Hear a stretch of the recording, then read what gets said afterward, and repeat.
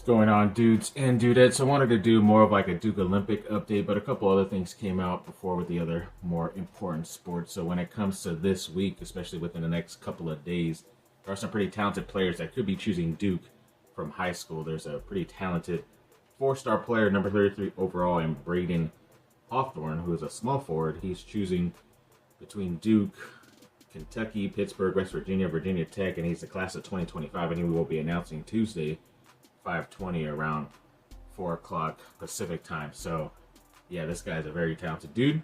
He could be added to this class coming in to play this fall. So hopefully they're able to add him. And also depending on what happens with Cedric Coward and then Dame Sarr, that other Italian player I talked about in my most recent Duke update, that he is actually on campus right now visiting Duke. So maybe they secure him and this guy ends up choosing somewhere else for his future. But either way, we'll find out. Yeah, sorry, my stupid ring light, it's flickering and going out, and even though I had it on a lighter color, it's now like dark, so I'll try to fix that real quick.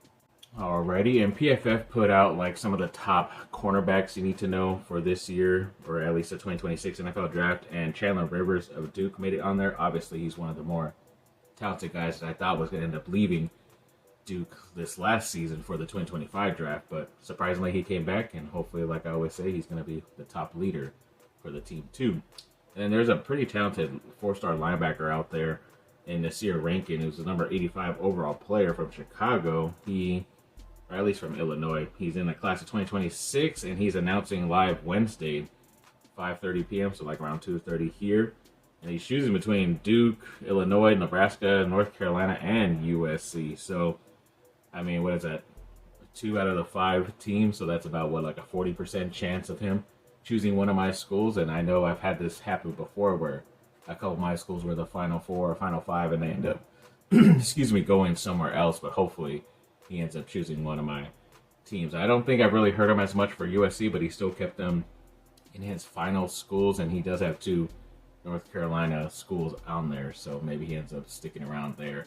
You never know, but like I said, hopefully it is one of my schools. And then when it comes to the Duke softball team, yes, they defeated Coastal Carolina the other day, 16-8, so they advanced in their area. But then, yeah, sadly, they lost to Georgia 2-8 in the next game, so they had to play the winner of Coastal Carolina and Howard again, and luckily they were able to defeat them.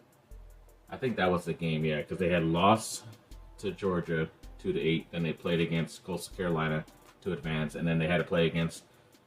So I guess the way the tournament works is then, because they lost already once, then they had to defeat the team that had won twice.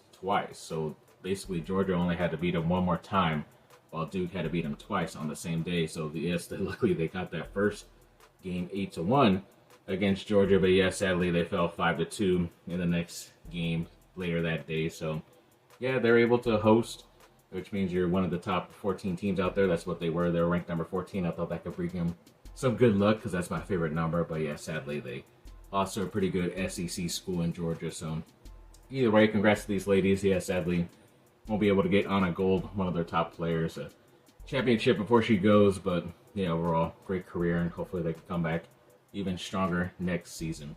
When it comes to the track and field side, yes, the men's outdoor ACC champions were from Duke in 2025. So yeah, that was awesome for them. And then the way they got to that place was a first place in the men's 4x100. They also got first place from Virgin Nelson on the women's 100 meters. They got first place in the women's pole vault by Gemma Tutton. Obviously, these don't count towards the men's, but either way, still talk about them because they were first place.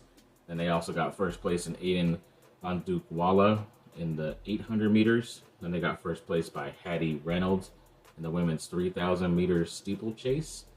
Then a new school record by Jack Stanley in the men's 1,500 meters. Then they got a gold from Christian Toro in the men's hammer throw. Then a new school record by Joseph Taylor in the men's 200 meters.